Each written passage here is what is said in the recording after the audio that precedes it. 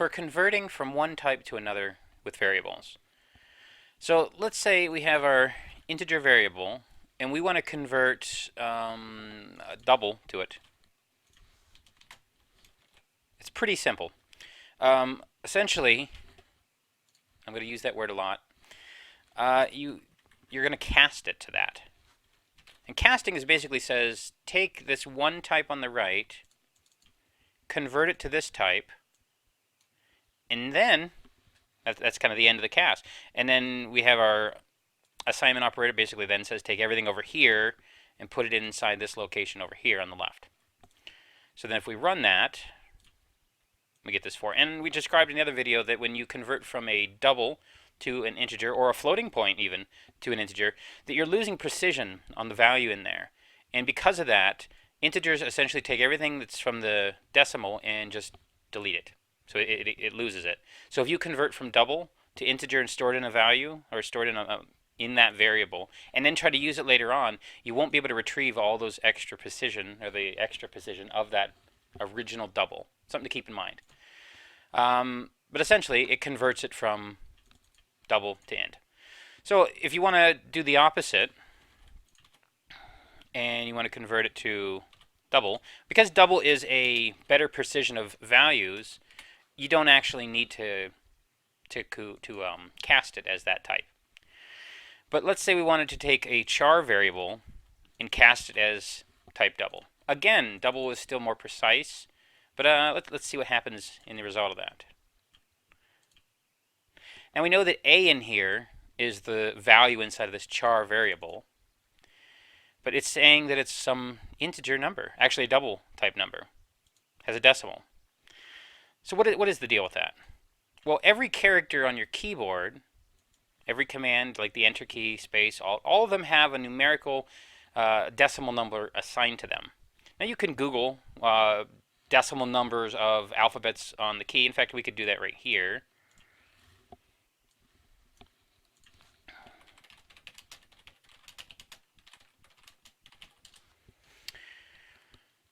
That's not going to give it to us. It's this here, how to convert to the ASCII.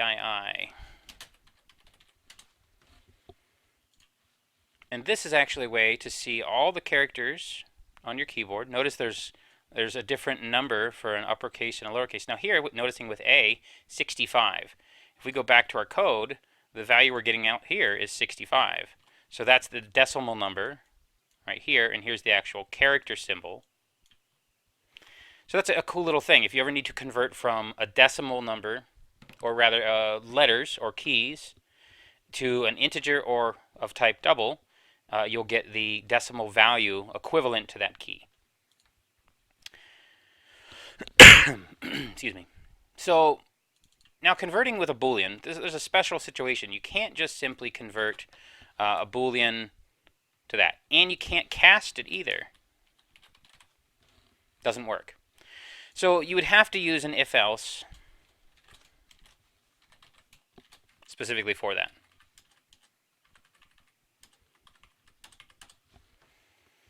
And how that would work is basically you'd say if this value is true,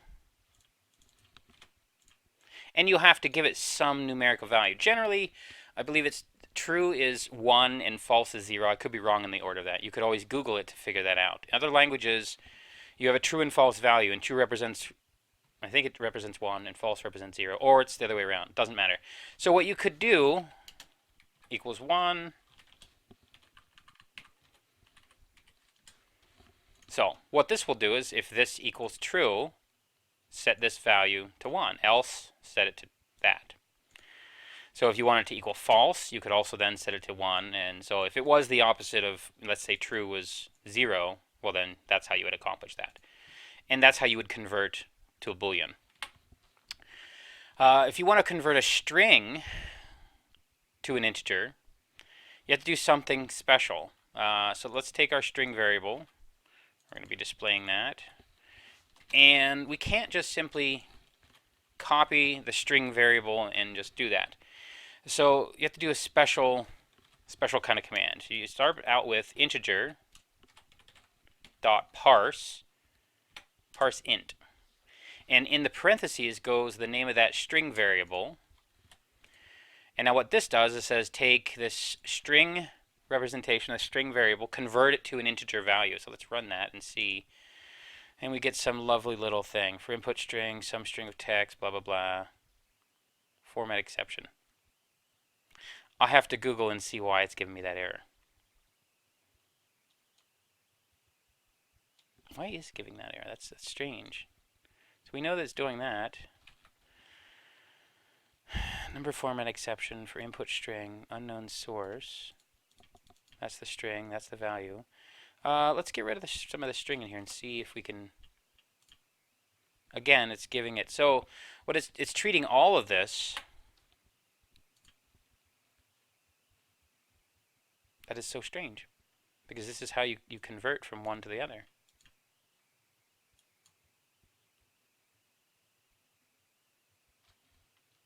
We'll figure it out, nonetheless.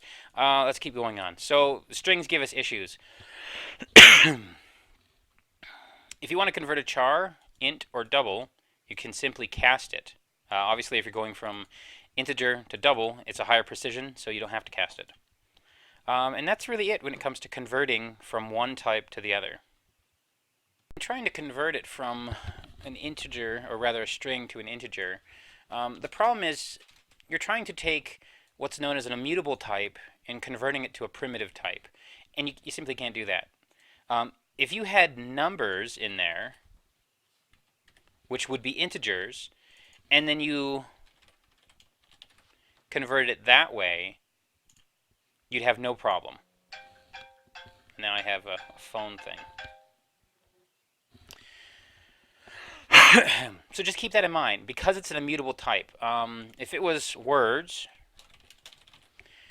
you can't do it, simply because this is a different kind of type than an actual integer. Now, you could take each of these and break them apart and look at the integer value of each character and then sum that total and then convert that over. But that's not really the same thing. And you'd have no way to convert it back to string after that. You would just take that number and convert it like a string number. So that's something to keep in mind. Essentially, by having an immutable type, and immutable just means it's like a solid object. It's like a bar of soap. And you can't divide a bar of soap by, say, 5.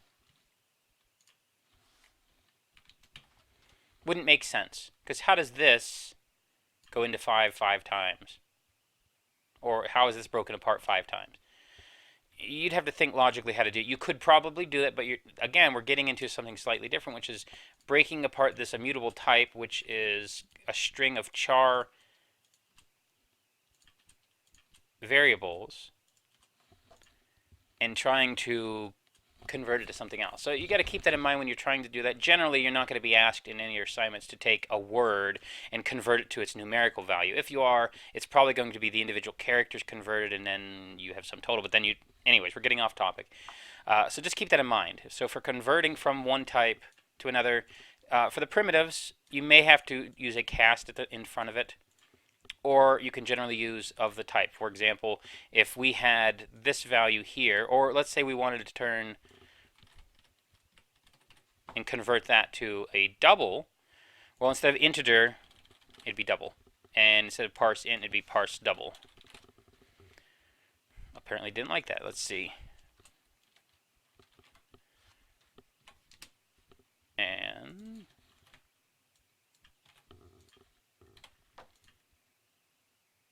not sure why it doesn't like that. Oh, because we're trying to cast it to type int on that. And then it would convert the correct whatever. Weird that it's converting. Oh, yeah, it's not really converting. We didn't have it in the printout. So there we have our R, and this is technically a type string now. So that's it. That's essentially how to convert from one type to another.